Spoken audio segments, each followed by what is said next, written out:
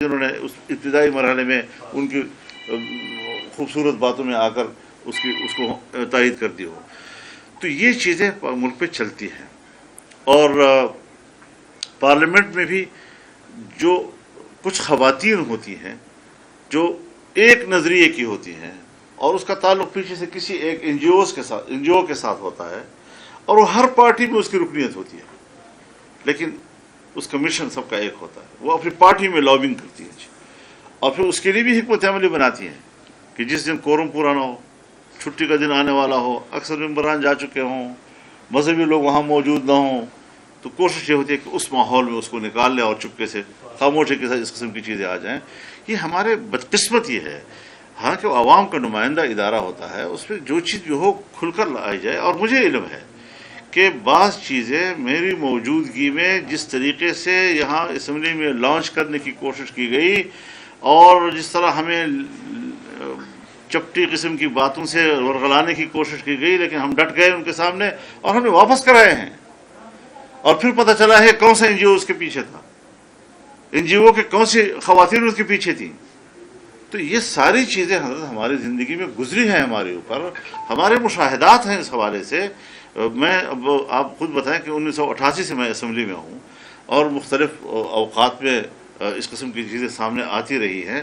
تو اس کا ایک تجربہ ہے ہمیں کہ کس طریقے سے واردات کی جاتی ہیں. تو یہ ایک وارداتی قسم کا ایکٹ تھا جو اس وقت پاس کیا گیا تھا، اور آج وہ جب ہائی لائٹ ہوا ہے تو اس پر انشاءاللہ ایک بڑا اچھا رد عمل آ رہا ہے. یہ قرآن و سنت سے اختلاف نہیں بلکہ اس سے بغاوت کا اس کو نام دیا جا سکتا ہے. یہ اللہ کے امور تکوینیہ کو چیلنج کرنے والی بات ہے. تو اس پر ماہرین نے، علماء نے بھی، لاہر نے بھی، جمعیت علماء اسلام کی طرف سے ایک باقاعدہ وہ ترمیم تیار کر لی ہے، اور ایک ترمیم بھی انشاءاللہ ایک آدھ دن کے اندر.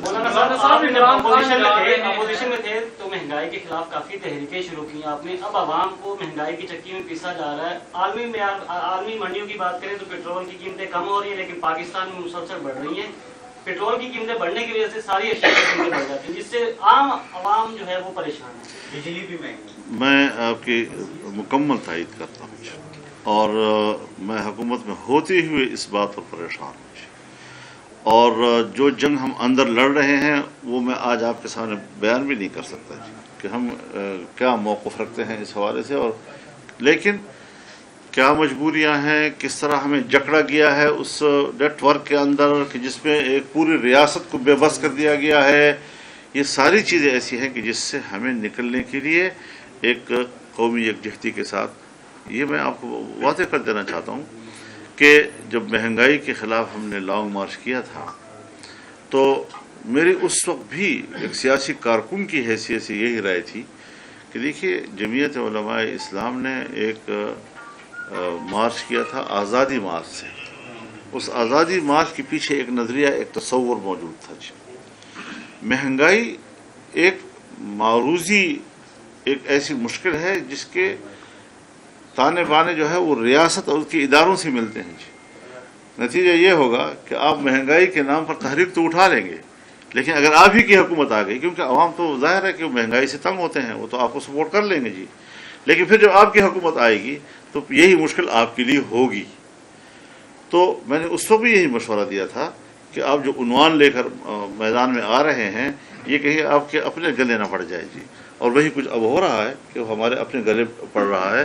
لیکن تاہم میں نے جیسے پہلے سوال کے جواب میں آپ سے کہا کہ اگر اسحاق ڈار صاحب آ رہے ہیں تو وہ بھی حکومت کا اس مہنگائی کے چیلنج کا مقابلہ کرنے کا ایک جذبہ دکھا رہا ہے کہ اسی جذبے کے تحت اور اسی سوچ کے تحت کہ کسی طریقے سے ہم اس صورتحال سے نکلیں. آئی ایم ایف کو کس طرح چیلنج کیا جائے، آئی ایم ایف کے مقابلے میں ریاست کیسی کھڑی ہو جائے، اس کے اندر یہ توانائی کیسے آئے.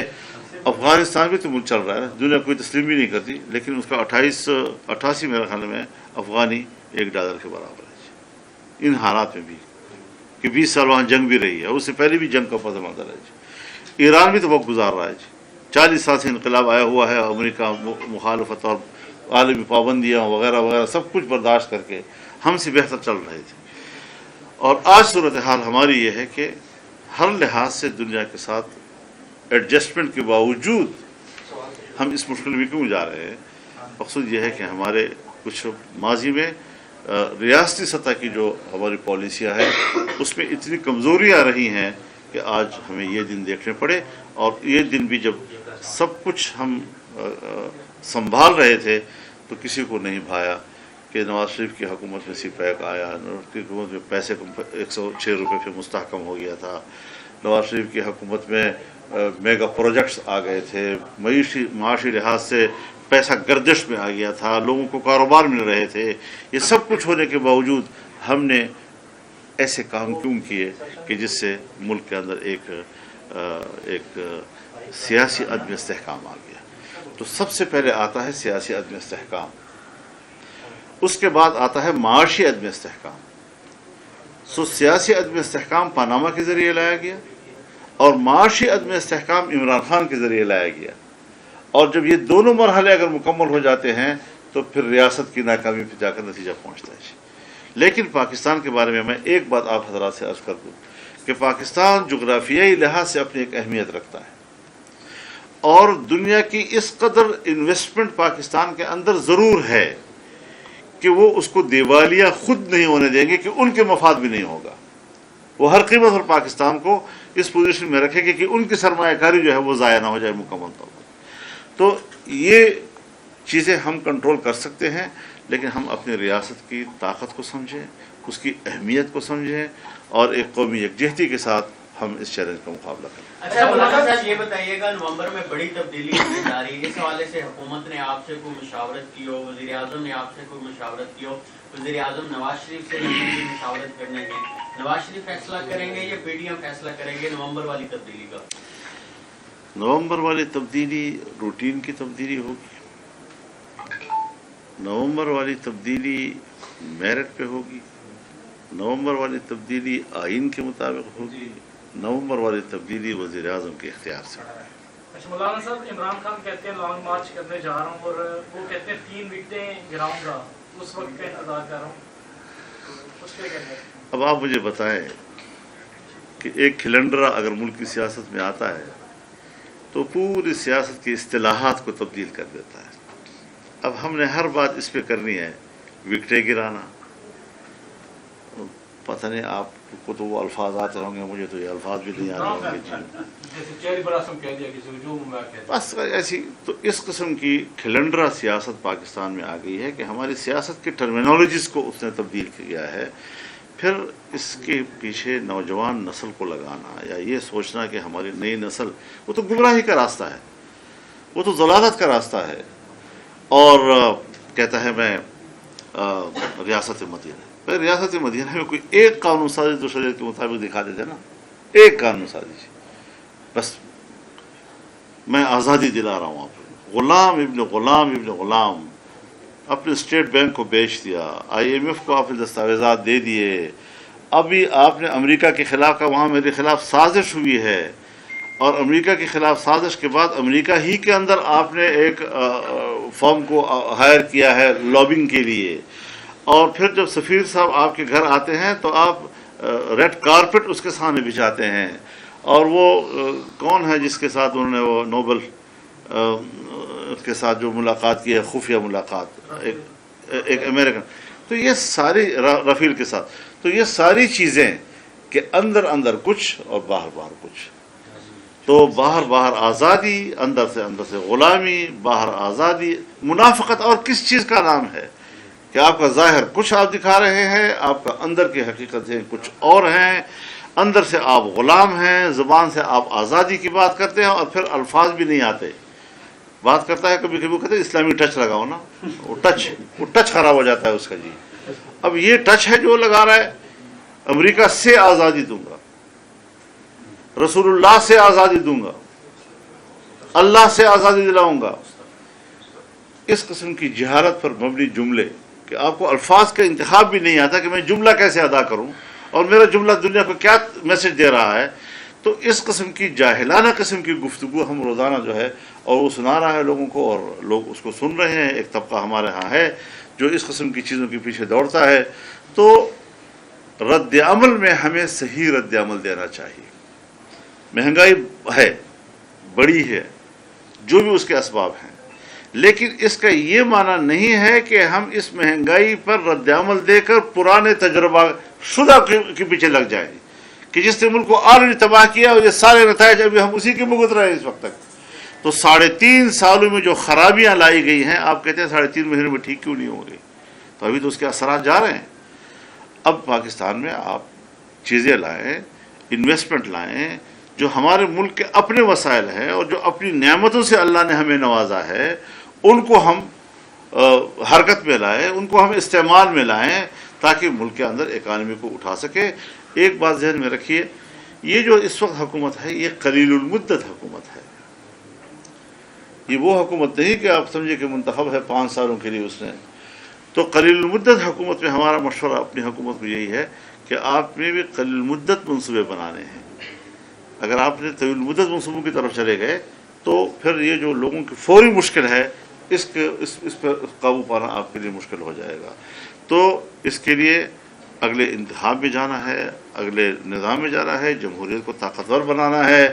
اور یہ جو کہتے ہیں کہ جی ہم اب الیکشن کیا مانگتے ہو؟ اگر تمہارا الیکشن کا بڑا شوق ہے تو پنجاب کی اسمبلی تو آپ کے ہاتھ میں ہے نا، تو خیبر پختونخوا کی اسمبلی تو آپ کے ہاتھ میں ہے، تو وہاں کیوں نہیں الیکشن کراتے؟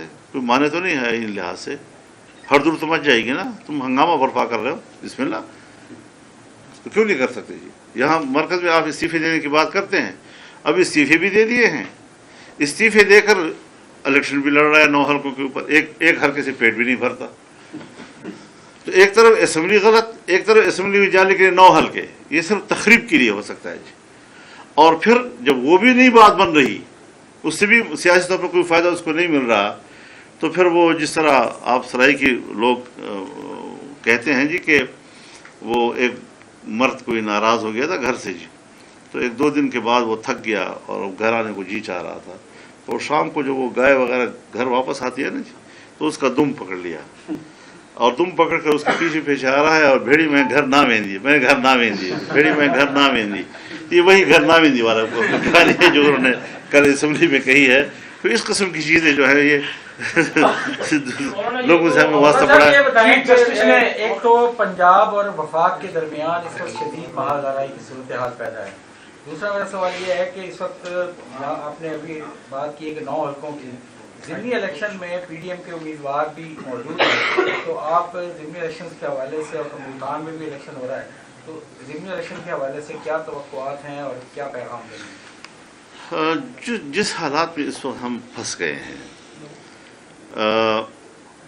حکومت کو جن چیلنجز کا سامنا ہے، حکومت پوری طرح انتخابی حلقوں پر توجہ دینے کی پوزیشن میں نہیں ہے، یہ بات ایک حقیقت ہے جی، کیونکہ انتخابی حلقہ ایک بھرپور توجہ چاہتا ہے اور حکومت کی ایک اس وقت تک کے لیے بڑی مضبوط وہاں پر اس کا مرکوز نظر ہونا چاہیے اس کو۔ لیکن جو حالات جس سے ہم گزر رہے ہیں، جس طرح کراچی میں الیکشن ہوا، آپ اس کا ٹرن آؤٹ دیکھ لیں کتنا کم ہے جی، تو اس طرح عوام کی وہ دلچسپی جو ہے ان چیزوں میں نہیں ہے۔ اور دوسری چیز، معروضی حالات بہت زیادہ اس میں کاؤنٹ ہوتے ہیں، تو یہ ہمارے نزدیک کوئی زیادہ بڑا معیار نہیں ہے۔ لیکن انشاءاللہ العزیز ہم نے فیصلہ یہی کیا ہے کہ جو پی ڈی ایم میں شامل جماعتیں ہیں اور وہ 2018 میں رن اپ تھی، تو اس کے کینڈیڈیٹ کو سپورٹ کیا جائے گا جی، اور یہاں ملتان میں بھی انشاءاللہ ایسے ہی ہوگا۔ مولانا صاحب، یہ افواہ ہے اسلام آباد میں کہ عمران خان کی ملاقات ہوئی 2 دفعہ ایوان صدر میں چیف آف آرمی اسٹاف، کیا اس کی خبر آپ کو ہے؟ یہ افواہیں تو ہم نے بھی سنی ہیں، اگر آپ تک پہنچے تو مجھ تک بھی پہنچی ہوں گی، لیکن اس کے ساتھ یہ افواہ بھی سن لو کہ بے نتیجہ ثابت ہوئی۔ صاحب یہ بتائے گا، حکومت کی جانب سے مسلسل جو ہے عوام پر ٹیکس لگائے جا رہے ہیں، کبھی بجلی کے بلوں میں، کبھی مسلسل، لیکن اپنی طرف سے جو ہے وہ انہوں نے ٹول ٹیکس معاف کروا دیا ارکان اسمبلی کے لیے اور سینیٹرز کے لیے، اور دوسری طرف جو ہے جو ریٹائرڈ آرمی افسران ہیں ان کے لیے 6000 cc گاڑیاں امپورٹ کرنے پر جو ڈیوٹی ٹیکس ہے وہ بھی معاف کر دیا گیا۔ دیکھیے، اب مجھے اس کے تفصیلات معلوم نہیں ہیں، مجھے اتنا معلوم ہے کہ ممبران پارلیمنٹ کو موٹر ویز کے اوپر، جہاں پر 2 یا 3 پوائنٹس ہیں، زیادہ بھی نہیں ہیں، वहाँ पर इस्तिस्ना दी गई थी, बाद में कुछ वक्त के लिए मुअत्तल कर दी गई थी। अब दोबारा उसको बहाल किया गया कि वो मोटरवेज के उन मुआहिदात में लिखा हुआ है कि कौन कौन लोग हैं मुस्तस्ना होंगे, उनमें मेंबरान पार्लियामेंट भी हैं। तो अब जब बुनियादी मुआहिदे के अंदर आपने उसके इस हक़ को तस्लीम किया है, इस इस्तिस्ना के हक़ को, तो आज उस हुकूमत ने जो सोचा है कि भाई तो मुआहिदे के अंदर हम पाबंद हैं इसके जी। अब आप मुझे बताएं कि PIA के मुलाजिमीन को मराहत हैं, टिकट मुफ्त है उनका, रेलवे के अंदर मराहत हैं, वापडा के अंदर मराहत हैं, पार्लियामेंट लाजत में मराहत हैं, पार्लियामेंट हाउस के अंदर मराहत हैं। अवाम का एक नुमाइंदा, उसकी रोज़ रोज़ कौन सी शादी है इस्लामाबाद में कि वो अपनी शादी के लिए जाता है वहाँ पर?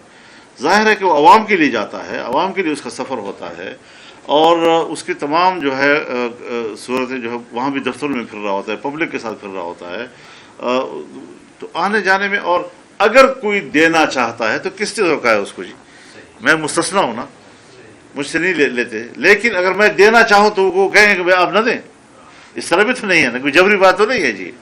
तो एक इशू को सिर्फ इसलिए कि वो सियासी लोग हैं, पार्लियामेंट के लोग हैं, तब भी ये कोई बड़ा मुश्किल मसला नहीं है। फिर उस मुआहिदे को भी देखा जाए, प्राइम मिनिस्टर साहब जैसे हुक्म करेंगे उसके मुताबिक फैसला होगा, ये कोई बड़ा मसला नहीं है। लेकिन हमारा सोशल मीडिया तो आजकल, एक बात जहन में रखें, और मैं ये वज़ीर-ए-आज़म को भी अर्ज़ करना चाहता हूँ बतौर मशवरा के, कि हुकूमतें सोशल मीडिया पर नहीं चला करती। अगर कोई पंजाब में तब्दीली देख रहे हैं, पंजाब में 2-3 मेंबरों की मार है, कोई मुश्किल नहीं है पाकिस्तान में। अदालत में इमरान खान को रिलीफ दिया गया, इस हवाले से कुछ कहना चाहेंगे? तो हीने अदालत केस में इमरान खान को रिलीफ दिया गया है। नून लीग की जो क़यादत थी, नहाल हो गया, तलाल हो गया, उनको इसी केस में नायर किया गया था। मेरा मशवरा तो यही था, और मैंने अपने वकीलों को कहा भी था कि यूसुफ रज़ा गिलानी साहब, निहाल हाशमी साहब और 2-4 और हजरात, दानियाल वगैरह, जिसको सज़ाएँ मिली हैं, जिस वक्त उसको रिलीफ दिया जा रहा हो तो उस वक्त वो कोर्ट के जज के सामने बैठे रहें, ताकि जज उनको देखता रहे और उनकी नज़रों में रहे कि मैंने कल उनके साथ ये किया था और आज उसके साथ मैं ये कर रहा हूँ। जब PTI के अरकान के वोट की बात आती है तो इमरान खान पार्टी सरबराह है, उसके ख़त के मुताबिक वो फैसला करेंगे, और चूँकि नहीं किया तो फिर नहीं गिने जाएंगे। लेकिन जब शुजात खत भेजता है तो नहीं, वो तो पार्लिमानी अरकान ने खुद फैसला करना है, कुछ पता नहीं चलता। अब हमारी अदालतों के बारे में जब हम बात भी करते हैं तो हमें इसका भी लिहाज होता है कहीं उनकी बेहतरामी ना हो जाए, उनके तकद्दुस पे कोई फ़र्क ना आ जाए। लेकिन इस किस्म की चीज़ें जब आती हैं तो लोग तो तबसरा करेंगे, इसके ऊपर तासुरात तो अब लोग देंगे। तो ये चीज़ें मुश्किल हो रही हैं। एक मेयार रखा जाए और वो आइन और कानून हो, और जो फैसला पहले आपने एक के बारे में दिया है दूसरे के लिए भी वही मेयार होना चाहिए। तो ये जो रोज़ रोज़ हम देखते हैं कि उनको रिलीफ दिया जा रहा है, तो फिर इसके पीछे कोई होगा ना, कहीं से तो कोई दबाव आएगा ना, कहीं इसराइली चैनल बोल रहा होगा ना, कहीं अक़वाम मुत्तहिदा के फोरम पर तशवीश का इजहार किया जा रहा होगा ना। तो एक शख्स के लिए बैनुल-अक़वामी प्रेशर इस तरह पाकिस्तान में आना कभी ज़ुल्फ़िकार अली भुट्टो की फांसी पे हुआ है? नवाज शरीफ को जेल में डाला गया, कभी उस पर तशवीश हुआ है? उसको इक़्तिदार से अलग किया गया, कभी उस पर तशवीश का इजहार हुआ है? तो ये जो मेयार मुख्तलिफ हो जाते हैं और दोहरे मेयार पर पूरी दुनिया भी चल रही है। हमारे अगर अदालतें चलती हैं, अगर हमारे इदारे चलते हैं, तो मेरे ख्याल में यही चीज़ें हैं कि जिसने कौमों को तबाह किया है। बहुत शुक्रिया, बड़ी नवाजिश। आप हज़रात थोड़ा सा संजीदगी इख्तियार करें। प्रेस कॉन्फ्रेंस के दरमियान मोबाइल आपके चल रहे हैं, आप गुफ्तगू कर रहे हैं, मुनासिब नहीं है आप लोग। ये फोन हेड ऑफिस YouTube पर Googly TV देखने के लिए youtube.com की सर्च बार में Googly TV टाइप करें। Googly TV के पेज पर सुर्ख रंग के सब्सक्रिप्शन वाले बटन पर क्लिक करना ना भूलिए। YouTube पर अपलोड होने वाली वीडियो से बाखबर रहने के लिए बेल आइकॉन पर क्लिक कीजिए। आपको हर नई आने वाली वीडियो के बारे में नोटिफिकेशन मौसूल हो जाएगा।